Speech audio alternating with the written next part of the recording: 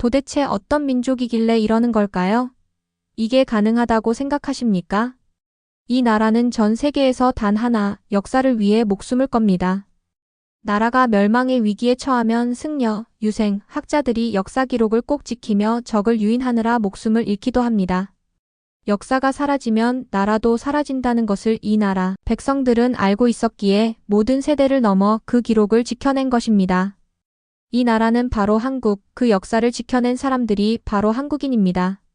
그럼 지금부터 위대한 한국과 한국인에 대한 사연을 들려드리도록 하겠습니다. 사연에 앞서 오늘도 여러분의 건강과 행복한 하루를 기원할게요. 안녕하세요. 제 이름은 에밀리 브라운이에요. BBC에서 10년째 해외 특파원으로 일하고 있어요. 세계 각국의 문화와 역사를 조사해서 다큐멘터리로 만드는 게 제 일이에요. 비가 내리는 런던의 오후, 저는 사무실 창밖을 바라보며 커피를 홀짝이고 있었어요. 창문을 타고 흐르는 빗방울이 마치 작은 강물처럼 흘러내렸어요. 책상 위에는 다음 프로젝트에 관한 서류들이 여기저기 흩어져 있었어요. 그때 이메일 알림 소리가 들렸고 편집장 마이클의 메일이 도착했어요. 에밀리, 다음 아시아 특집 시리즈에서 너한테 한국을 맡기려고 해. 관심 있어? 저는 화면을 잠시 바라봤어요. 한국이라니요? 왜 하필 한국일까요? 아시아에서 역사적으로 의미 있는 나라라면 중국이나 일본 두 나라가 먼저 떠오르잖아요. 한국은 그저 그 사이에 낀 작은 나라라고만 생각했었어요. 글쎄요, 마이클. 한국보다는 일본이나 중국이 시청자들의 관심을 더 끌 수 있지 않을까요? 답장을 보내고 나서 다시 창밖을 내다봤어요. 사실 저도 한국에 대해 잘 아는 게 거의 없었어요. 그냥 삼성 휴대폰, 김치, K-파프 정도만 떠올랐어요. 진지한 역사나 문화 다큐멘터리를 만들기엔 뭔가 부족하다고 생각했어요. 그런데 마이클이 바로 답장을 보냈어요. 일단 내일 있을 세계문화유산 포럼에 가봐. 혹시 거기서 아이디어를 얻을 수도 있어. 중국이나 일본 관련된 소재도 찾을 수 있을 거야. 좋은 생각이었어요. 저는 매년 이 포럼에 참석하고 있었거든요. 세계 각국의 역사학자와 문화 전문가들이 모여서 최신 연구 결과를 공유하는 자리였어요. 다음 날 아침, 저는 대형 박물관에서 열리는 포럼에 참석했어요. 넓은 강당은 이미 사람들로 가득 차 있었고 저는 맨 뒷줄에 앉아서 프로그램을 쭉 훑어봤어요. 특별히 눈에 띄는 건 없었어요. 중국 도자기의 비밀, 일본 사무라이 문화의 현대적 해석 같은 예상 가능한 주제들 뿐이었어요. 그런데 그때 사회자가 다음 발표자를 소개했어요. 다음은 한국국립중앙도서관의 정윤아 박사님께서 조선 왕조실록 500년의 끊임없는 기록에 대해 발표해 주시겠습니다. 저는 무심코 고개를 들었어요. 무대에 올라온 여성은 30대 중반쯤 되어 보였어요. 단정한 검은 정장을 입고 자신감 넘치는 걸음으로 연단에 섰어요. 안녕하세요, 정윤아입니다. 그녀는 또렷한 영어로 말을 시작했어요. 오늘 저는 세계 역사상 유례없는 기록 보존의 사례, 조선 왕조실록에 대해 말씀드리려 합니다. 저는 별로 기대하진 않았지만 노트북을 꺼내 몇 가지 메모라도 하기로 했어요. 어쩌면 마이클에게 한국은 별로였다는 증거를 보여줄 수도 있겠다 싶었어요. 조선 왕조실록은 1392년부터 1910년까지 무려 500년 동안 단 하루도 빠짐없이 기록된 세계에서 가장 방대한 역사 기록물이에요. 흥미롭긴 했지만 과장된 표현 같다고 생각했어요. 500년 동안 매일? 정말 가능한 일일까요? 놀랍게도 조선의 역사 기록은 왕이 간섭할 수 없었어요. 이 말에 저도 모르게 귀가 솔깃해졌어요. 사관은 왕이 무슨 말을 했든 어떤 실수를 했든 절대 감추지 않았어요. 심지어 왕이 내가 방금 한 말을 기록했느냐고 물으면 사관은 그걸 말씀드릴 수 없습니다 라고 단호히 거절했어요. 저는 웃음이 나올 뻔했어요. 말도 안 되는 이야기처럼 들렸거든요. 유럽 역사를 보면 왕들이 항상 기록을 통제했어요. 엘리자베스 1세나 루이 14세도 자신에게 불리한 기록은 다 삭제하거나 고쳤잖아요. 그런데 한국은 정말 달랐던 걸까요? 정윤아 박사는 계속해서 놀라운 사실들을 전했어요. 1592년 일본의 침략으로 궁궐이 불탔을 때도 이 기록들은 살아남았어요. 승려들과 학자들이 실록을 등에 지고 산속으로 피난을 갔기 때문이에요. 그들 중 많은 이들이 기록을 지키다 목숨을 잃었어요. 강당은 고요해졌어요. 저도 처음으로 그녀의 말을 진지하게 듣기 시작했어요. 이건 단순한 국수주의적 과장이 아니라 정말 놀라운 사실일 수도 있겠다는 생각이 들었어요. 발표가 끝나자 여러 역사학자들이 질문을 쏟아냈어요. 놀랍게도 그들은 정윤아 박사의 말을 의심하기보다 더 많은 정보를 알고 싶어 했어요. 이런 기록 보존이 어떻게 수백 년 동안 유지될 수 있었나요? 사관들의 독립성은 어떻게 보장됐나요? 전쟁 중 기록을 지키기 위한 시스템이 따로 있었나요? 저는 점점 더 혼란스러워졌어요. 이게 사실이라면 왜 세계 역사책에는 이런 내용이 없는 걸까요? 왜 우리는 한국의 기록 문화에 대해 이렇게 모르고 있었을까요? 사람들이 하나둘 흩어질 때 저는 무대 쪽으로 걸어갔어요. 정윤아 박사는 다른 역사학자들과 대화를 나누고 있었어요. 제가 다가가자 그들은 자리를 비켜주었어요. 정 박사님, 저는 BBC의 에밀리 브라운이에요. 정말 흥미로운 발표였어요. 그녀는 미소 지으며 말했어요. 감사합니다. 혹시 취재 중이신가요? 네, 사실 아시아 문화 관련 다큐멘터리를 준비 중인데요. 솔직히 말씀드리면 발표 내용이 정말 사실인지 궁금했어요. 정윤아 박사의 표정이 살짝 굳어졌어요. 의심스러우신가요? 그렇다기보다는 500년 동안 완벽하게 기록이 보존됐다는 게 믿기 힘들었어요. 유럽의 역사도 수많은 전쟁과 혼란을 겪으면서 왜곡되고 사라졌는데요. 그녀는 잠시 생각하더니 가방에서 노트북을 꺼냈어요. 이해해요. 직접 보시겠어요? 그리고는 디지털화된 조선 왕조실록의 이미지를 보여줬어요. 오래된 종이에 적힌 한자였지만 놀라울 정도로 선명했어요. 영국과 미국의 역사학자들이 쓴 논문도 함께 보여줬어요. 이건 단순한 자랑이 아니에요. 한국의 기록 보존 문화는 세계사에서도 정말 드문 사례예요. 그 순간 제 안에 기자로서의 호기심이 꿈틀거리기 시작했어요. 이게 사실이라면 정말 놀라운 이야기일 테니까요. 그럼 제가 직접 한국에 가서 확인해도 될까요? 정윤아 박사는 환하게 웃었어요. 물론이죠. 한국에 오세요. 제가 직접 안내해 드릴게요.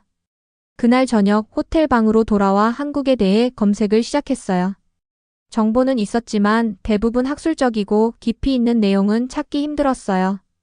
결국 제가 직접 가서 보는 수밖에 없었어요. 다음 날 아침 저는 결심했어요. 마이클에게 전화를 걸었어요. 한국 다큐멘터리 하기로 했어요. 500년 동안 이어진 세계 최고의 기록 보존 문화에 대해서요. 다음 주에 한국으로 떠날게요. 그때는 몰랐어요. 이 여정이 단순한 취재를 넘어 제 인생과 세계관을 완전히 바꿔놓을 거라는 사실을요. 비행기가 인천공항에 착륙하는 순간 제 마음은 여전히 의심으로 가득했어요. 16시간 동안 긴 비행을 마치며 저는 한국의 역사에 관한 책을 읽었지만 여전히 정윤아 박사님의 주장이 과장된 것 같았어요. 500년 동안 하루도 빠짐없이 기록했다니 그것도 왕의 간섭 없이라니 믿기 어려웠어요. 공항은 놀라울 정도로 현대적이고 깨끗했어요. 도착장에서 정윤아 박사님께서 저를 반갑게 맞이해 주셨어요. 서울 시내로 향하는 차 안에서 창밖을 내다보니 서울의 모습이 제가 상상했던 것과 달랐어요. 초고층 빌딩들이 하늘을 찌르듯 솟아 있었고 거리는 깨끗하고 질서정연했어요. 저희는 먼저 국립중앙박물관으로 갈 거예요. 거기서 조선 왕조실록의 일부를 보실 수 있어요. 국립중앙박물관에 도착하자 그 규모에 다시 한번 놀랐어요. 아름다운 정원 한가운데 자리 잡은 거대한 건물이 대형 박물관보다도 크게 느껴졌어요. 정윤아 박사님께서 저를 특별 전시관으로 안내해 주셨어요. 그곳에는 거대한 유리관이 있었고 그 안에는 오래된 책들이 놓여 있었어요. 이것이 조선 왕조실록의 일부예요. 저는 유리관 앞에 서서 그 기록들을 바라보았어요. 종이의 색은 황토색으로 변했지만 글자들은 여전히 선명했어요. 이게 정말 500년 된 건가요? 정유나 박사님께서 고개를 끄덕이며 말씀하셨어요. 네, 이 권은 1476년에 작성된 것이에요. 세조 22년의 기록이에요. 유리관 옆에는 영어로 된 설명문이 붙어 있었어요.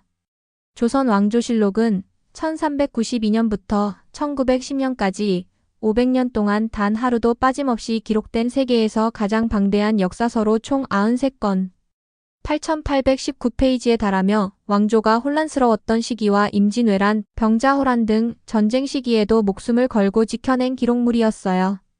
그때 한국인 큐레이터께서 영어로 다른 관광객들에게 설명하셨어요. 사관들은 왕의 행동을 그대로 기록했어요. 좋은 일이든 나쁜 일이든 모두 적었어요. 이 때문에 조선 왕조실록이 역사적으로 가치 있는 거예요. 진실만을 담고 있어요. 저는 그 말씀을 듣고 더욱 혼란스러워졌어요. 역사책에서 본 왕들은 늘 자신의 이미지를 통제했어요. 진실보다는 위대함만을 남기려고 했어요. 한국은 정말 달랐던 걸까요? 박물관을 나와서 근처 카페에 앉았어요. 저는 질문이 가득했어요. 정 박사님, 어떻게 왕이 자기 자신에 관한 기록을 통제하지 않으셨을까요? 그건 말이 안 되는 것 같아요. 정유나 박사님께서 차분하게 설명해 주셨어요. 조선시대에는 사관의 독립성이 법으로 보장되어 있었어요. 사관들은 왕의 명령에 굴복하지 않았어요. 오직 진실만을 기록하는 것이 그들의 임무였어요.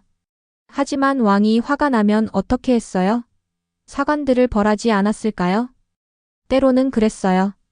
실제로 폭군 연산군은 자기 자신을 비판하는 사관들을 처형했어요.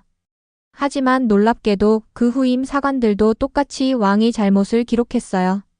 그들에게는 죽음보다 역사 왜곡이 더 두려운 일이었어요. 그 말씀을 듣고 저는 완전히 충격받았어요. 역사 왜곡이 죽음보다 두려웠다는 사실이 믿기 어려웠어요. 아침 일찍 저희는 서울에서 전주로 향하는 기차에 올랐어요. 창밖으로 보이는 한국의 시골 풍경이 빠르게 스쳐 지나갔어요. 푸른 산들이 끝없이 이어지고 그 사이사이에 작은 마을들이 보였어요. 2시간 정도 지나자 정유나 박사님께서 말씀하셨어요. 곧 전주에 도착할 거예요. 이곳은 조선 왕조실록을 지킨 영웅들의 이야기가 시작된 곳이에요. 저희가 향한 곳은 도시 한가운데 있는 한옥마을이었어요. 수백 채의 전통 한옥이 옹기종기 모여있는 모습은 마치 시간 여행을 온 것 같은 느낌을 줬어요. 이곳은 600년 이상의 역사를 가진 전통 마을이에요. 정유나 박사님의 설명을 들으며 좁은 골목길을 걸었어요. 기와 지붕과 나무로 된 문, 흙담 등이 옛날 한국의 모습을 그대로 보여주고 있었어요. 저희는 마을을 지나 언덕 위에 위치한 전주 사고로 향했어요. 사고는 조선시대의 중요한 문서를 보관하던 장소였어요. 지금은 박물관으로 바뀌었지만 그 웅장한 모습은 그대로였어요. 정유나 박사님께서 한 그림 앞에서 멈춰 서셨어요. 이 그림은 임진왜란 때 승려들과 유생들이 실록을 지고 피난간 모습을 그린 것이에요. 그림 속에는 승려들과 선비들이 커다란 나무 상자를 등에 지고 험난한 산길을 오르는 모습이 그려져 있었어요. 1592년 일본군이 한양 서울의 옛 이름을 점령했을 때 모든 사람들이 도망쳤어요. 하지만 몇몇 승려와 유생들은 달랐어요. 그들은 조선 왕조실록이 보관된 사고로 달려갔어요. 정유나 박사님의 목소리는 낮고 진지하게 울렸어요. 그들은 실록 수백 권을 나무 상자에 담아 등에 지고 밤낮 없이 산길을 따라 피난을 했어요. 일본군에게 쫓기면서도 그들은 실록을 포기하지 않았어요. 저는 그 그림을 바라보며 상상했어요. 전쟁 중 목숨을 걸고 책을 지키는 사람들, 그것도 왕이나 귀족이 아닌 평범한 승려와 선비들이라니 정말 가슴이 먹먹했어요. 그들 중 많은 이들이 일본군에게 잡히거나 굶주림과 질병으로 죽었어요. 그래도 끝까지 실록을 지켰어요. 정유나 박사님께서 다른 전시물로 안내해 주셨어요. 여기가 실록을 지켰던 승려들이 머물던 절이에요. 정유나 박사님께서 설명해 주셨어요. 노승은 미소 지으며 저희를 맞이했어요. 외국에서 오셨군요. 우리 역사에 관심 있으신 거 맞으세요? 노승은 저희에게 차 한 잔을 대접해 주시며 조용히 이야기를 시작하셨어요. 우리 조상들에게 기록은 단순한 종이가 아니었어요. 그것은 민족의 혼이었어요. 역사가 사라지면 민족도 사라진다는 것을 그들은 알고 있었어요. 그 말씀을 듣는 순간 갑자기 모든 게 명확해졌어요. 왜 그들이 목숨을 걸고 기록을 지켰는지 단순한 책이 아니라 그들의 정체성이자 존재의 증명이었기 때문이었어요. 노승은 계속 말씀하셨어요. 일본이 1910년에 한국을 식민지로 만들었을 때 가장 먼저 우리의 역사책을 불태우고 바꾸려 했어요. 민족의 기억을 지우면 그 민족도 서서히 사라진다는 걸 알았기 때문이에요. 그 순간 저는 영국의 식민지 역사를 떠올렸어요. 우리가 얼마나 많은 나라의 역사를 지우고 바꿨는지 또 얼마나 많은 기록이 영국 박물관의 지하실에 묻혀 있을지 생각했어요. 사찰을 나서는 길에 석양이 산 위로 붉게 물들었어요. 저는 조용히 걸으며 생각했어요. 지금까지 제가 알던 역사는 승자의 역사였어요. 강자가 약자의 이야기를 지우고 자신들에게 유리하게 다시 쓴 역사였지요. 하지만 한국은 달랐어요. 약소국임에도 불구하고 자신들의 진짜 역사를 지키기 위해 목숨을 바쳤고 그 덕분에 오늘날까지 진실한 목소리가 살아남았어요. 호텔로 돌아오는 길, 차 안에서 저는 창밖을 바라보며 깊은 생각에 잠겼어요. 제가 만들어야 할 다큐멘터리는 단순히 한국의 기록 문화에 관한 이야기가 아니라 진실과 기억의 가치 그리고 그것을 지키기 위한 인간의 용기에 관한 이야기였어요. 그날 밤 노트북을 켜고 지금까지 모은 자료들을 정리했어요.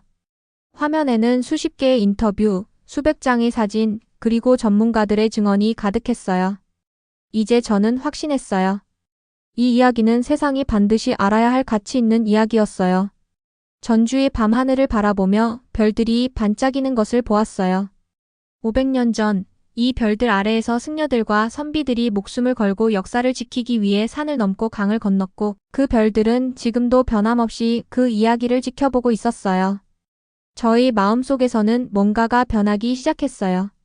처음 한국에 왔을 때의 회의적인 태도는 사라지고 깊은 존경심이 자리 잡기 시작했어요. 런던행 비행기 안에서 저는 창밖의 구름을 바라보며 지난 2주 동안의 한국 여행을 회상했어요. 제 노트북에는 수십 시간 분량의 인터뷰 영상과 수백 장의 사진이 가득했어요. 하지만 그보다 더 중요한 건 제 마음속에 깊이 새겨진 이야기들이었어요. 비행기 좌석에 몸을 깊숙이 기댄 채 눈을 감았어요. 한국에서의 마지막 날이 생생하게 떠올랐어요. 이 안에서 눈을 떴을 때 승무원께서 식사를 가져다 주셨어요. 밥과 김치, 불고기가 담긴 기내식이었어요. 한국을 떠나는 마지막 순간까지도 한국의 맛을 느낄 수 있어 기뻤어요. 식사를 하며 저는 노트북을 켜고 다큐멘터리 대본을 작성하기 시작했어요. 제목은 기록의 나라 한국의 500년 진실 수호자들로 정했어요. 세계 역사상 권력자들은 항상 자신에게 유리한 역사를 남겼어요. 불리한 기록은 삭제되고 자신을 위대하게 만드는 이야기만 남겼어요. 하지만 한 나라는 달랐어요. 그 나라에서는 500년 동안 왕도 손댈 수 없는 진실의 기록이 있었어요. 글을 쓰다 보니 잠시 망설임이 들었어요. BBC 시청자들이 이런 이야기를 믿을까요?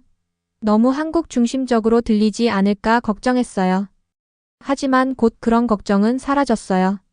제가 본 것은 분명한 사실이었고 그 사실은 세상이 알아야 할 소중한 가치였어요. 대본 작성을 마치고 저장 버튼을 누르자 이제 런던에 도착하면 편집장 마이클께 보여드릴 차례였어요. 그분이 어떤 반응을 보이실지 기대 반, 걱정 반이었어요. 런던 히스로 공항에 도착하자 익숙한 회색 하늘이 저를 맞이했어요. 비가 내리고 있었어요. 택시를 타고 BBC 사무실로 향했어요. 사무실은 여전히 분주하게 움직이고 있었어요. 마이클이 자신의 사무실에서 저를 기다리고 계셨어요. 제가 들어서자 반갑게 웃으며 말씀하셨어요. 에밀리, 돌아왔군요. 한국은 어땠어요? 저는 깊게 숨을 들이쉬고 대답했어요. 마이클, 당신이 상상할 수 있는 것보다 훨씬 놀라운 이야기를 가져왔어요. 그분께 대본과 촬영한 영상 일부를 보여드렸어요.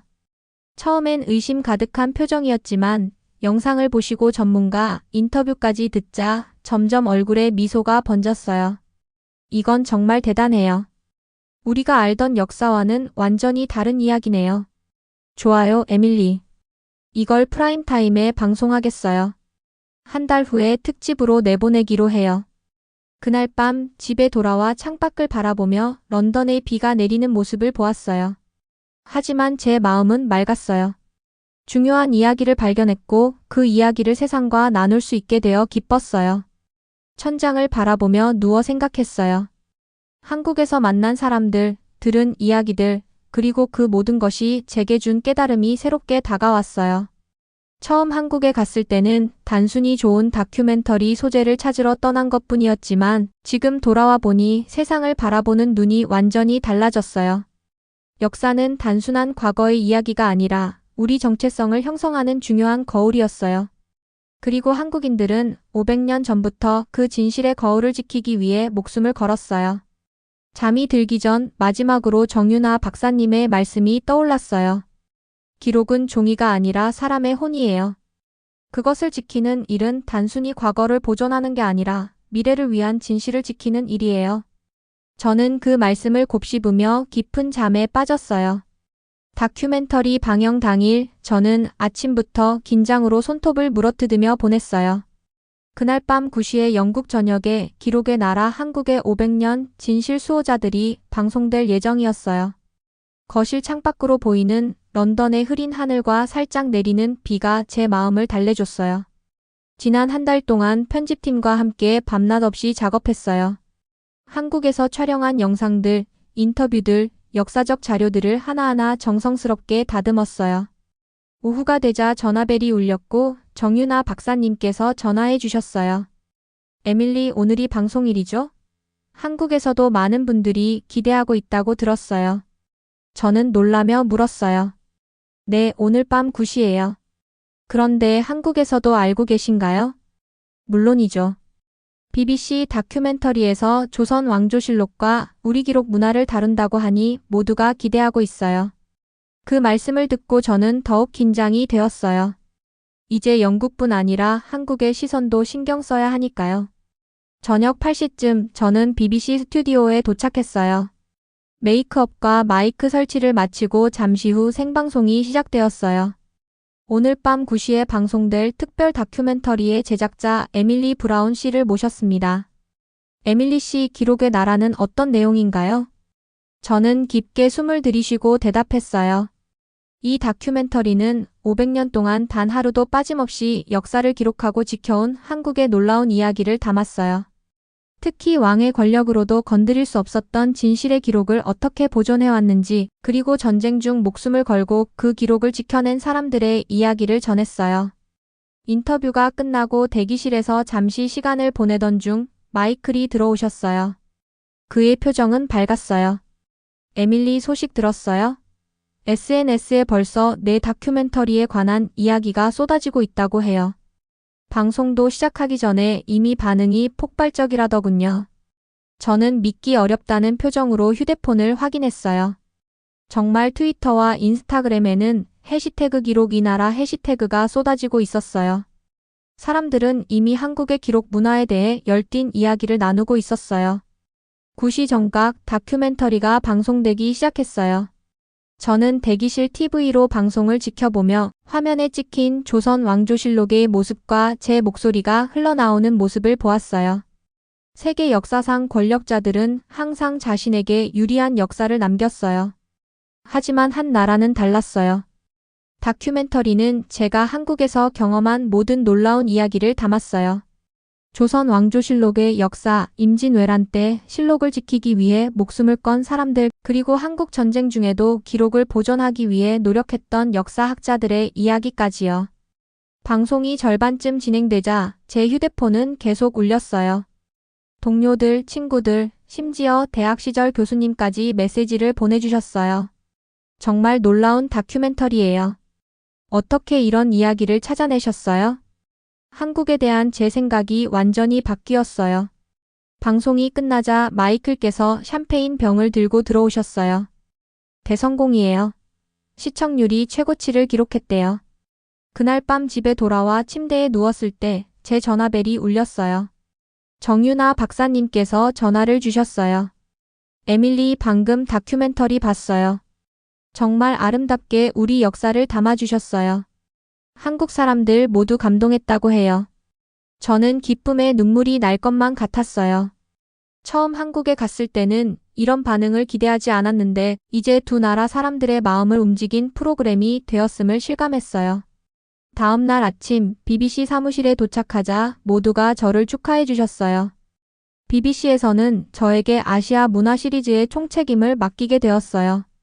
이제 저는 중국과 일본뿐 아니라 한국, 베트남, 태국 등 다양한 아시아 국가들의 숨겨진 문화적 가치를 세상에 전하게 되었어요. 1년 후 저는 다시 한국을 방문했어요. 이번에는 단순한 취재가 아니라 한국기록문화재단의 초청으로 국제 심포지엄의 연사로 참여하게 되었어요. 서울의 밤하늘 아래 광화문 광장에 서서 저는 생각했어요.